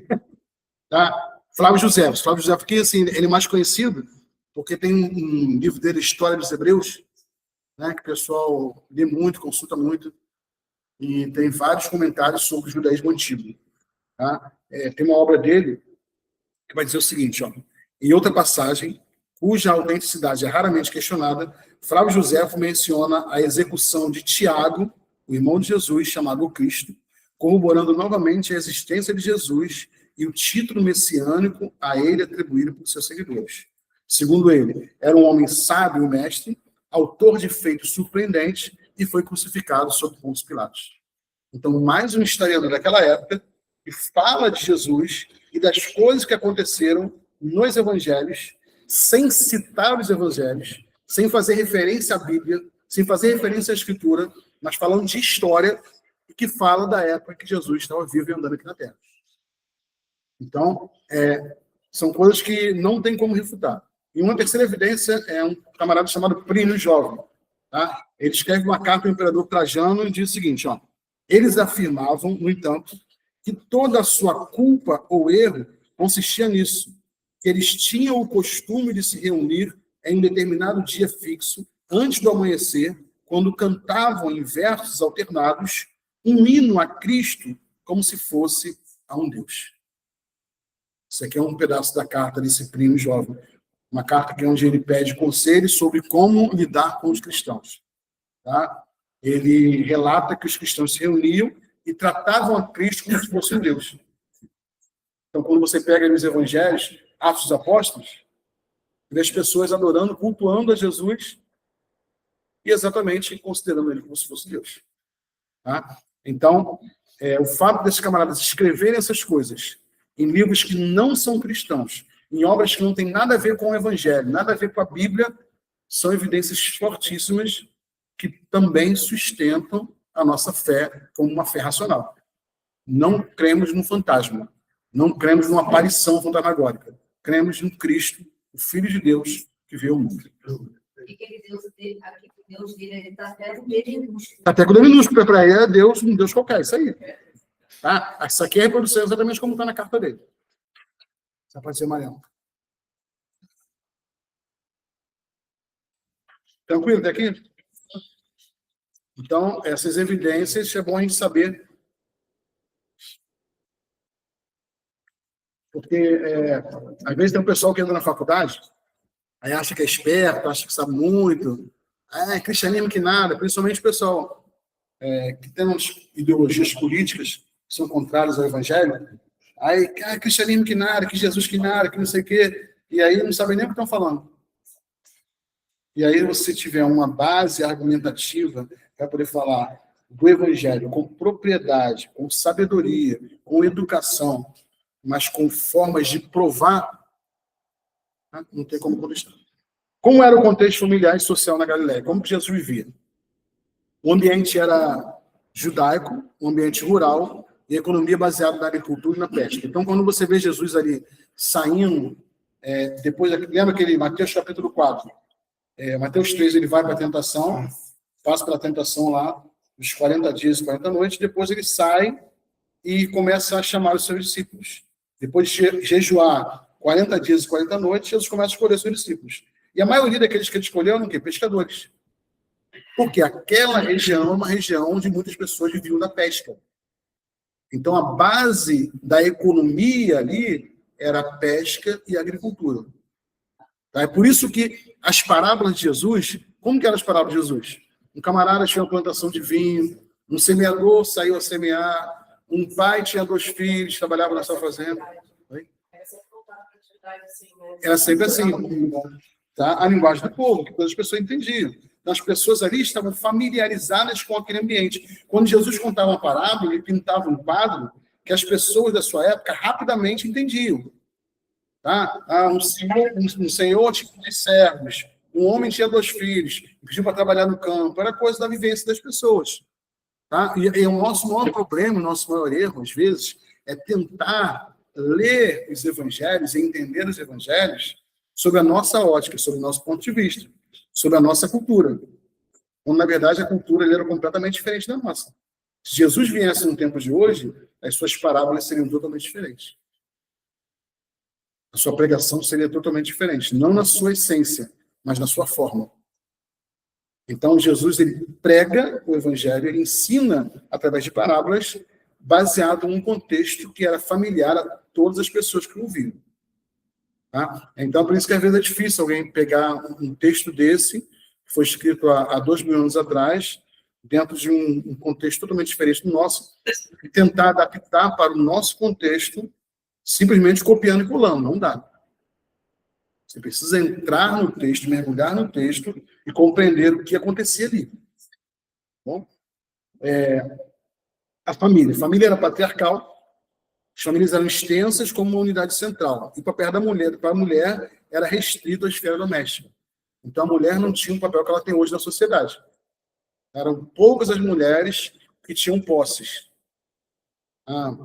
Poucas delas. A maioria cuidava da casa, dos afazeres domésticos e do lar. O que significa esse ambiente patriarcal? Por exemplo, você lembra quando Paulo ele está preso e aí começam a cantar louvores, de repente acontece um terremoto, as cadeias são abertas, e aí o carcereiro vai lá, aparece, ameaça se matar, e aí Paulo fala assim para ele, crê no Senhor Jesus e será salvo tu e a tua casa.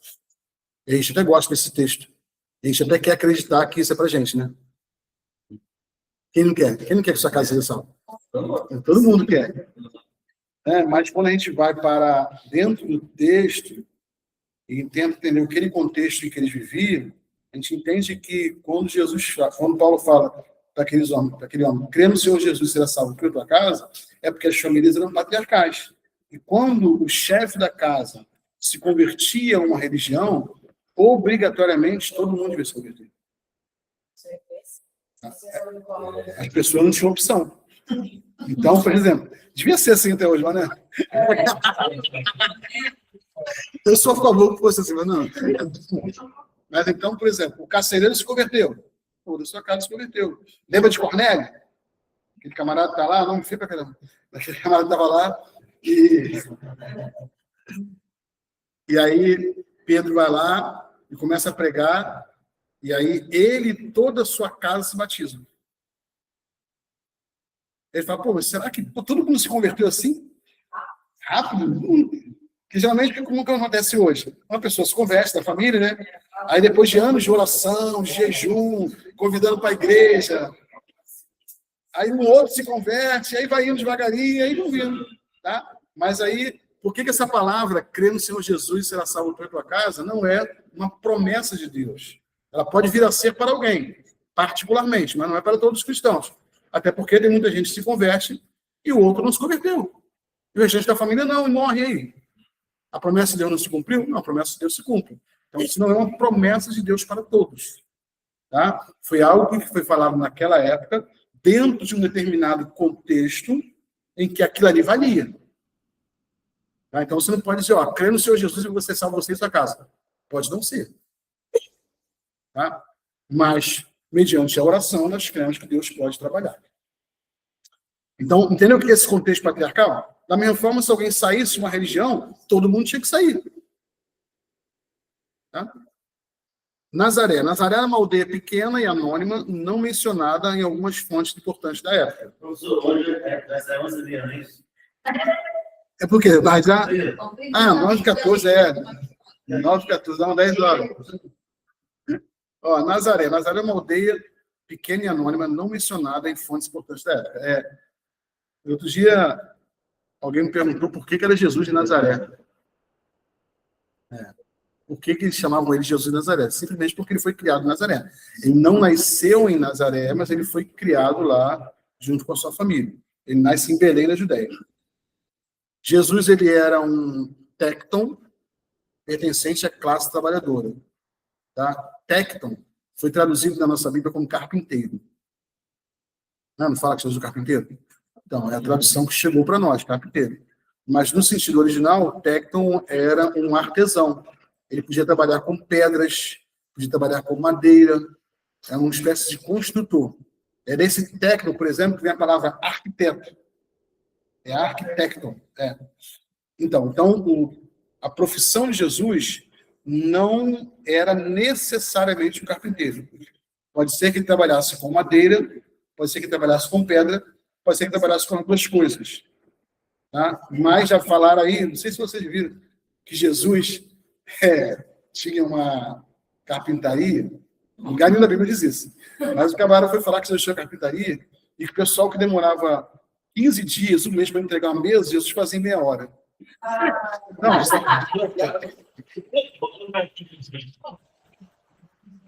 ninguém me conhece na internet. Não, pregador famoso. Não colocava ninguém para ser chat, mas pregador famoso. Pregador famoso. Pregador famoso.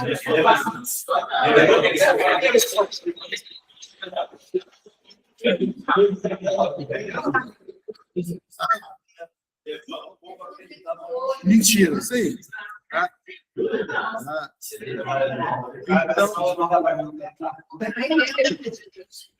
Então,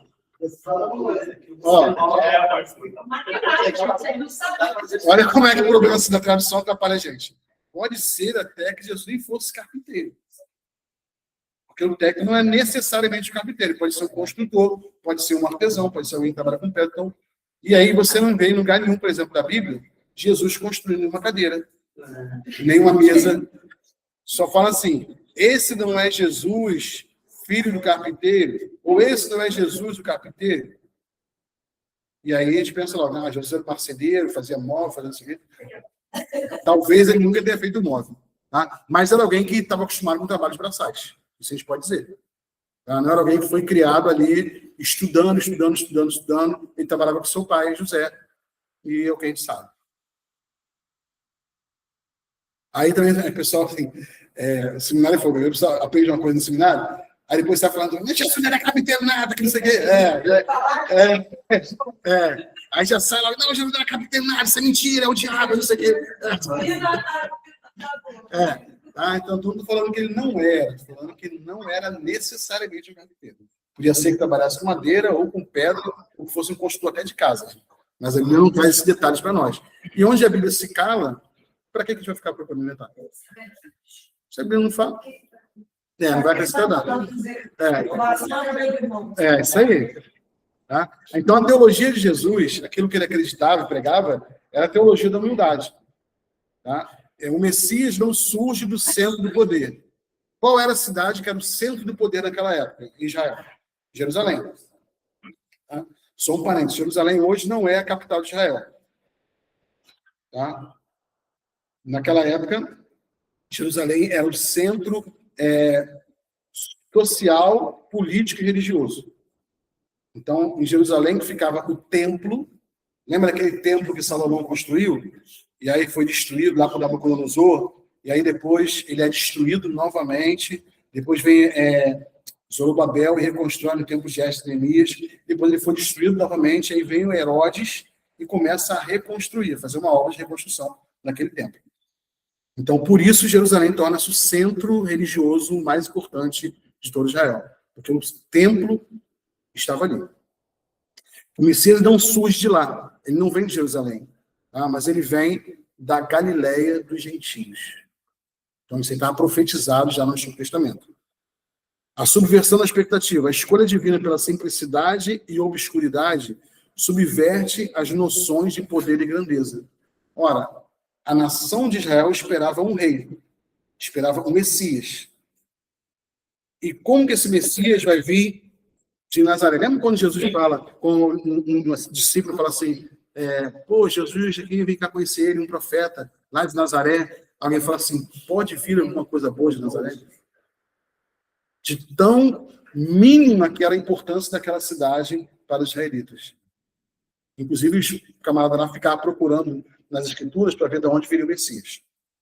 Então, a expectativa que eles tinham era de que o seu Messias seria um rei imponente que deveria provavelmente vir de Jerusalém. Tá? Lembra quando os magos vieram do Oriente seguindo a estrela veio, e aonde que os magos foram procurar Jesus primeiro? Jerusalém. Eles vão até o palácio de Herodes. Por que vão até o palácio de Herodes? Procurar Jesus. Herodes era o rei. Correto? Se eles vieram adorar o recém-nascido rei dos judeus, aonde você vai procurar um rei? No palácio. Então eles vão até Herodes e falam assim, ó, viemos adorar o recém-nascido rei dos judeus, mas não tinha nenhum bebê lá. Cadê a criança? E Herodes, legal. E onde é que ele está? A gente veio seguindo a estrela daqui. Não, então continua seguindo. Quando você achar ele, me avisa.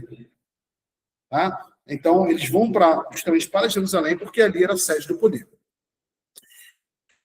Paradigma para o ministério. O reino de Deus se manifesta de forma mais clara entre os humildes, esquecidos e marginalizados.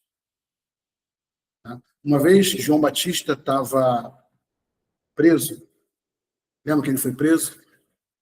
E enquanto ele estava preso, ele sabia quem era Jesus. Ele sabia que Jesus era o Messias. Ele foi quem anunciou Jesus para as pessoas. Falou assim, ó, vai vir um do qual não sou digno de desatar a sandália, você deve seguir a ele. Eu batizo com água para arrependimento, ele vai batizar com fogo, com o Espírito Santo. E aí, João Batista é preso por denunciar um pecado. E quando está lá na cadeia, ele manda alguns discípulos procurarem Jesus. E falar o seguinte, vem cá, tu é mesmo aquele que havia de vir ou devemos esperar outro? E por que essa pergunta de João Batista? Olha, pensa comigo. Ele era primo de Jesus. João Batista estava preso na época em que Jesus estava aqui. Ele sabia do título messiânico de Jesus. Sabia da obra que Jesus veio realizar. Sabia que ele era realmente o rei de Israel. Sabia que o seu reinado ia durar para sempre. Então, pensa comigo, o que João Batista esperava? Jesus fosse lá, no mínimo, que soltasse ele. Né? Acho que era o mínimo que ele esperava. Se ele fosse lá, pô, cadê meu primo? Ele vai ser o rei, eu estou aqui preso, injustamente, um final de errado. E aí, pô, será que ele é esse tudo mesmo? Vamos mandar perguntar a ele. E aí manda perguntar. Tu é mesmo aquele que havia de vir? Tipo, uma cutucada de Jesus. Que ele assim, pô, tu não tem poder não, cara? E ele já havia visto Jesus fazer vários milagres. E a resposta de Jesus para ele foi a seguinte. Vai lá e diz para João Batista o que vocês estão vendo.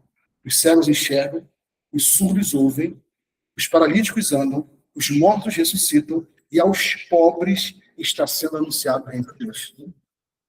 E isso era o que o Messias veio fazer.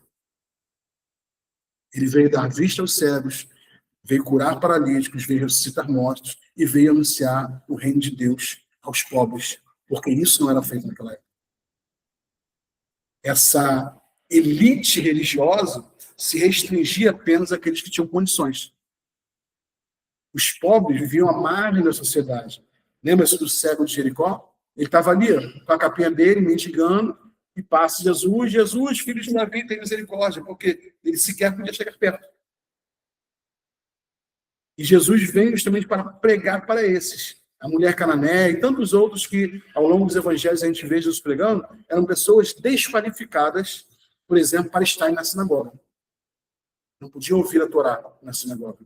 Não podiam entrar no templo. Mas Jesus vem e prega para eles. Então, o que isso demonstra? Algumas características do reino de Deus.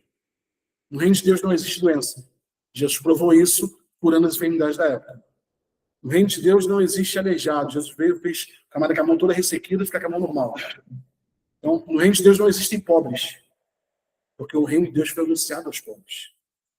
No reino de Deus não tem mortos, porque Jesus trouxe os mortos de volta à vida.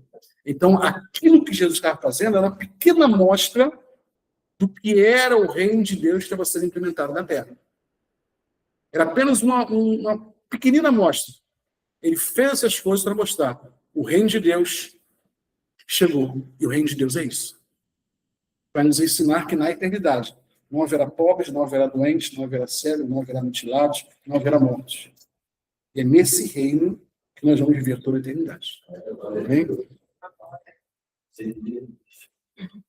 Vamos lá. Qual era o panorama político daquela época? A Judéia foi conquistada por um general romano chamado Pompeu, no ano 63.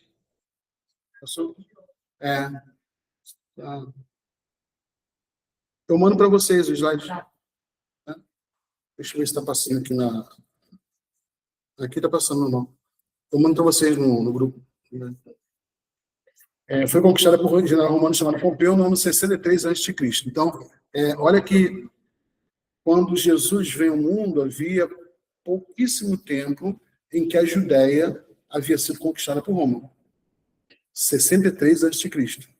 Então, os judeus que viviam ali ainda estavam se habituando com a ideia de estarem vivendo sob o domínio romano. E isso, para eles, era muito ruim, porque eles tinham que pagar impostos altíssimos.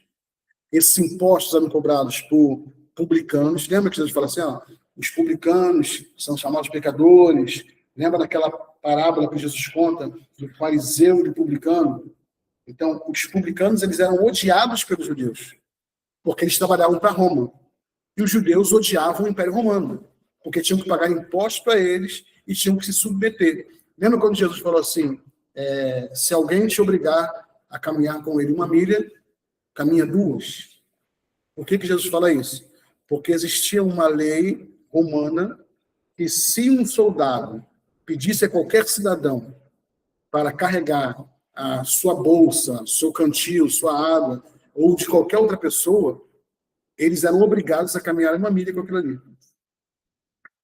Era lei. Então o soldado romano está passando. Ele está lá com bolsa, com comida, com água. Ele podia pegar qualquer cidadão na rua, você carrega isso aqui. E o cara é obrigado a carregar 1 milha. E os judeus odiavam isso. E dá para fazer eles de escravo.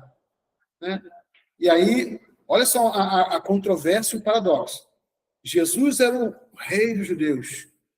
Os judeus acreditavam que ele iria acabar com o Império Romano. E aí Jesus vem, se alguém te obrigar a caminhar com ele 1 milha, caminha 2 logo. Então, olha a controvérsia do Evangelho do Reino de Deus e como isso devia chegar na cabeça das pessoas. Não fazia sentido para eles. Principalmente para a elite religiosa, que esperava que o Messias fosse libertar Israel do domínio romano. Era esse pensamento deles. O Messias vai nos libertar do domínio romano. Só que Jesus faz totalmente o contrário. Ele se entrega ao domínio romano e ele é crucificado por eles. A forma de governo. Roma governava através de uma combinação de uma administração direta, através dos governadores, e alguns reis locais, que eram chamados de vassalos. Lembra que quando Jesus foi condenado, ele foi diante do rei Herodes e foi diante de Pôncio Pilatos.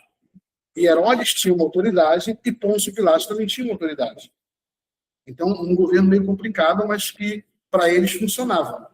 Tá? Lembra quando Jesus fala assim, lá em João capítulo 14, Jesus fala assim, eis que eu vos deixo a paz, a minha paz vos dou. Não vou lá dou como o mundo a dá, porque aqueles que estão no mundo não podem ter e receber. Tá? Porque existia um decreto romano, que era intitulado a Pax Romana.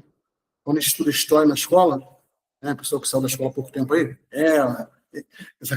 saiu da escola há pouco tempo, quando você estuda a história de Roma, a história antiga, esse decreto da Pax Romana era contra as dissensões e confusões. Então, Roma, como império mundial, eles tinham o poder de acabar com qualquer confusão que tivesse na rua, e essa paz romana ela era imposta através da violência e da força. Tinha soldados romanos em toda a Judéia, tinha soldados romanos em Jerusalém, em tudo quanto é lugar tinha soldados romanos. E esses soldados romanos estavam ali para impor a pax romana, ou a paz romana. E aí vem Jesus e fala assim, eu vos dou a minha paz. A paz que o mundo não pode dar, porque a paz que o mundo dava era através da violência, através da força, através do decreto. Mas a paz que Jesus oferecia era a paz que excedia todo entendimento e vinha de dentro para fora. E as circunstâncias não podiam mudar. A pax romana acabou quando o Império Romano caiu. Tá? O Império Romano caiu e acabou. Mas a paz que Jesus dá continua valendo até os dias de hoje. Vamos lá. Herodes, tiveram alguns Herodes que a gente precisa prestar atenção quando a gente lê na Bíblia, que às vezes ela não coloca exatamente qual Herodes é. Tá? Vamos lá. Tinha o chamado Herodes o Grande, que viveu do ano 37 até o ano 4 a.C. Quando Jesus vem ao mundo, quando Jesus nasce, esse Herodes o Grande já está morrendo. Tá? Aí depois dele veio o chamado Herodes Antipas, que é esse Herodes que está nos evangelhos. Esse Herodes Antipas é quem manda prender João Batista. Tá? E era um costume daquela época dos reis usarem o mesmo nome. Tá igual tem aqui agora ACM pai, ACM filho, ACM neto, Brizola, Brizola pai, Brizola filho, Brizola neto. E aí os políticos usam o nome dos seus antepassados para mostrar o vínculo que eles têm. Então ali tinha o Herodes o Tetrarca e tinha Herodes Antipas, que às vezes na Bíblia não está bem especificado qual é qual, mas pelo tempo da história a gente consegue discernir. Após a morte de Herodes Antipas, Filipe governou o Nordeste e Arquelau recebeu a Judéia. E aí lá no livro de Atos você encontra referência a esses nomes. Vamos lá. No ano 6 depois de Cristo, Arquelau foi deposto pela sua crueldade. O seu território, Judéia, Samaria e Idumeia, tornou-se uma província romana governada diretamente por um procurador, que era Pôncio Pilatos. Pôncio Pilatos governou a Judéia de 26 até 36 depois de Cristo. Ele era o governador que era da época de Jesus, morava em Cesareia e em Jerusalém sempre na época das festas. E Pôncio Pilatos tinha uma preocupação grande em agradar os judeus. Por que ele queria agradar os judeus? Porque ele sabia que a qualquer momento eles podiam começar uma revolução. Aquilo ali é um barril de pólvora. Eles sabiam que a qualquer momento podia começar uma revolução. Então, por exemplo, mandava soltar um prisioneiro na Páscoa. Quando Jesus chegou diante dele, quem lembra o que Pôncio Pilatos fez?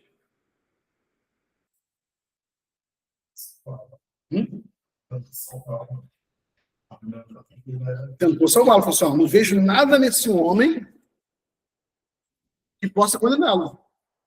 Nada. E por quê? Porque ele sabia que Jesus tinha muitos seguidores. Ele sabia que tinha muita gente que acreditava nele.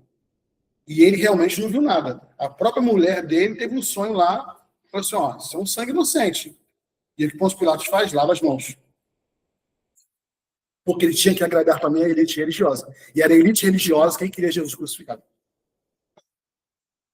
Quando Jesus morre, eles entendem que realmente era o Filho de Deus.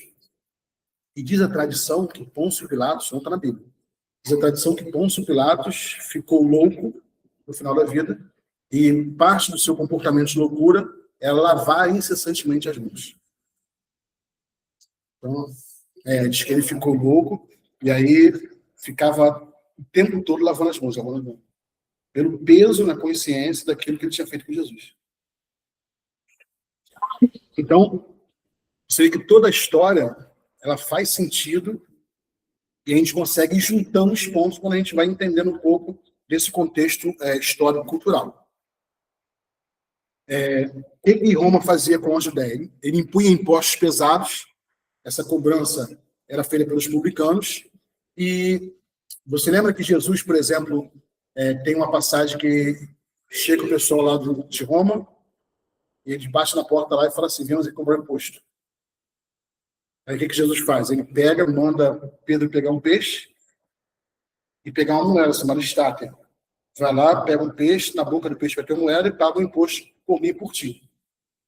Só que por que ele só pagou o imposto por ele e por Pedro se tinha um montão de gente ali? Os discípulos estavam tudo ali. Porque apenas eles dois tinham mais de 30 anos.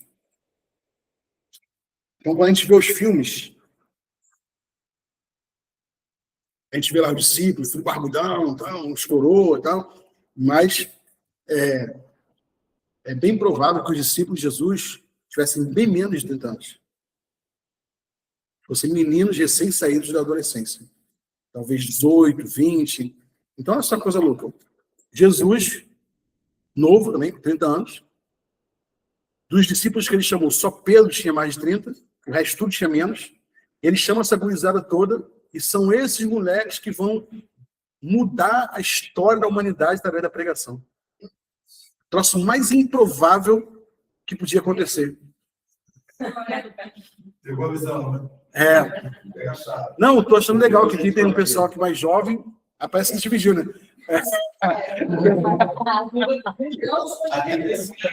A pastora foi esperta, você não tomou ali.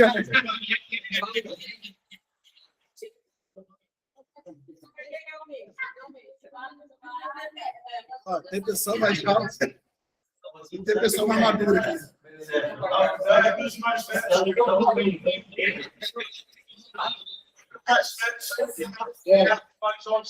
Isso é muito legal, porque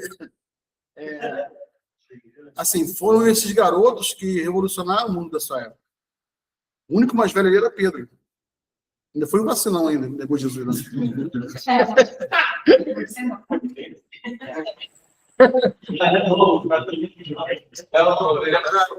E aí, como que Jesus confia nesses garotos para poder fazer a obra? E fica com eles ali 3 anos, ensinando. Eu acho que foi por isso, né? Pessoal mais forte. Mas depende. Não é falando da nossa geração, mas a geração de agora está bem fraca. Então...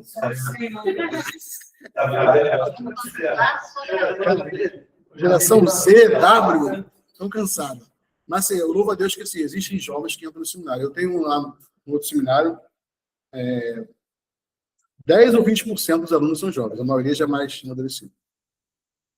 Aqui dá uma proporção muito melhor. Aqui está bem dividido. Aqui dá uns 40% aí de jovens. Vamos ver quem vai chegar no final. Vamos ver no final, quem vai chegar no final.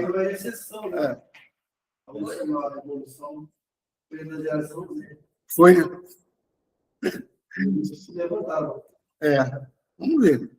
Mas eu acredito na juventude, acredito na força da juventude, acredito na iniciativa, acredito na garra e no vigor físico, né, que a gente, de uma certa idade, já não tem mais. Então, por isso aí, essa história fecha. Só faz diferença para ele. Então, Jesus acreditou nessa gurizada. Ó. Aí, ó. E eles foram em frente e revolucionaram o mundo da sua época. E a história que eles contaram, a mensagem que eles pregaram, chegou até nós hoje. Jesus ficou 3 anos. Eles ficaram mais 40, mais 50, e essa mensagem chegou até nós hoje. Jesus só pregou 3 anos, já pensou nisso? Só pregou 3 anos. E ele pegou aquele camarada e falou assim, olha, agora vocês vão e façam discípulos de todas as nações, batizando em nome do Pai, do Filho e do Espírito Santo. Eles foram. E a mensagem chegou até nós hoje por causa deles. Tá? A Igreja Católica idolatra, transformou eles em santos, nós não idolatramos, mas reconhecemos o mérito e o valor que eles tiveram na sua época. Além dos impostos pesados, que é essa cobrança que era feita de impostos, para eles, para os judeus, era uma fonte constante de humilhação e de revolta. A presença militar, a constante vigilância das legiões romanas, e principalmente em Jerusalém, era um lembrete de que eles eram subjugados. O fato de eles verem um soldado na rua não era igual hoje, por exemplo, a gente vê um carro de polícia e acha normal. Não. Ali os soldados estavam ali na rua para dar a eles um testemunho de que eles eram subservientes, subjugados. Inclusive tinha essa questão do caminhão a milha, isso tudo é para mostrar o poder. A Pax Romana, tudo demonstrou de poder. Então era nesse contexto que eles viviam. Então, olha como é que assim, a cabeça deles era muito diferente da nossa. A expectativa deles por um Messias, por um rei, por alguém que fosse acabar com isso, era muito diferente da nossa. E eles conviveram com Jesus 3 anos. Jesus falou da sua morte, da sua ressurreição, não entenderam nada. E quando Jesus vai para o céu, a preocupação deles ainda é essa. Lembra? Atos 1:8. Jesus fala lá, e aí está indo para o céu, e aí o pessoal olha assim e fala assim, Senhor, vai ser nesse tempo que o Senhor vai restaurar o reino de Israel? Por quê? Porque o que Jesus falou para ele? Ficar em Jerusalém até que do alto seja revestido de poder. Então serão minhas testemunhas em Jerusalém, Judéia, Samaria e até os confins da terra. Então eles esperavam que iam ser testemunhas de Jesus. Iam receber um poder. Talvez na cabeça deles, que poder seria esse que eles iam receber? Que poder seria? Será que eles iam ter o mesmo poder que Jesus? De andar sobre as águas? De invocar e vir 12 legiões de anjos para lutar por eles? Que poder seria esse?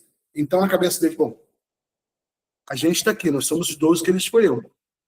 Tinha até briga, porque ele sentaria à direita ou à esquerda, lembra? Eu quero sentar à direita, eu quero sentar à esquerda, quando o Senhor estabeleceu o reino, e a cabeça deles era isso aí. Pedro vai lá, quando Jesus é preso, pega a espada, vai ser agora, vai ser agora. E aí Jesus fala para ele o seguinte, não compete a vocês saberem de tempos ou épocas preparados pelo Pai, mas vão e pregam o evangelho. E eles foram pregar o evangelho. Então eles passaram 3 anos com Jesus, não conseguiram entender a mensagem, só depois que o Espírito Santo vem sobre eles no dia de Pentecostes, e aí eles entendem qual era o poder que Jesus estava falando, aí eles entendem como que eles iriam testemunhar, aí eles entendem realmente qual era a missão deles. E aí para um pouco essa preocupação de reino terreno. Mas ainda assim, eles esperavam Jesus voltar para estabelecer esse reino. E a esperança deles era que Jesus voltasse ainda nos seus dias. Lembra, por exemplo, quando Paulo escreveu uma carta à igreja de Tessalônica?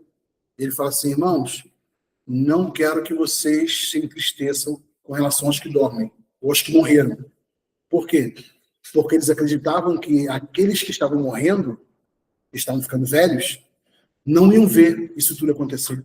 Jesus voltar, estabelecer o reino.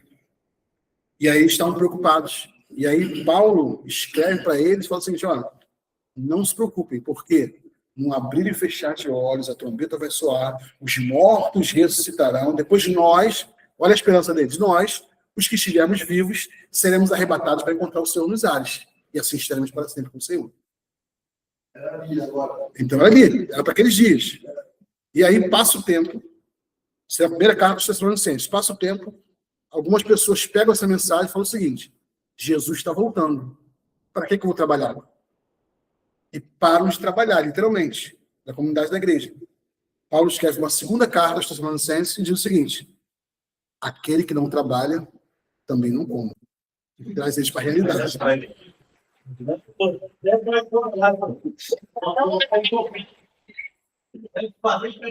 eles para a realidade. Tá? Então, traz eles para a realidade. Tá? Mas aí, essa esperança da volta de Jesus para estabelecer o reino ficou acesa. Mas eles sabiam que ia acontecer no futuro. Ainda que eles achassem que era no futuro próximo, mas ia ser no futuro. E esse futuro não chegou ainda. Tá? O templo era o centro principal da religião judaica. Templo de Jerusalém. É importante ressaltar aqui que a igreja, no primeiro século, não tinha templos. No segundo século, não tinha templos. No terceiro século, não tinha templos. Então, a igreja ela se reunia em casas, em praças, em terraços, mas não tinha um templo da igreja. O templo que existia era do judaísmo.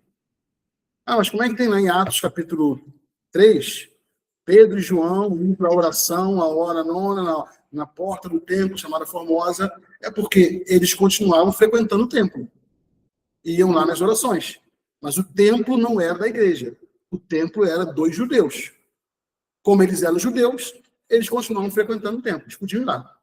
Tá? Mas o templo não era da igreja. A igreja não se reunia em templos. Só depois de Constantino, no ano 313 depois de Cristo, é que a igreja foi institucionalizada e passou a reunir-se em templos. Então, toda vez que você vê falando de igreja, no Novo Testamento, não pense num prédiozinho e as pessoas lá dentro adorando. Não pense nisso. Pense numa casa, pense numa praça, ou até mesmo uma catacumba, um cemitério, era onde a igreja se reunia. Tá?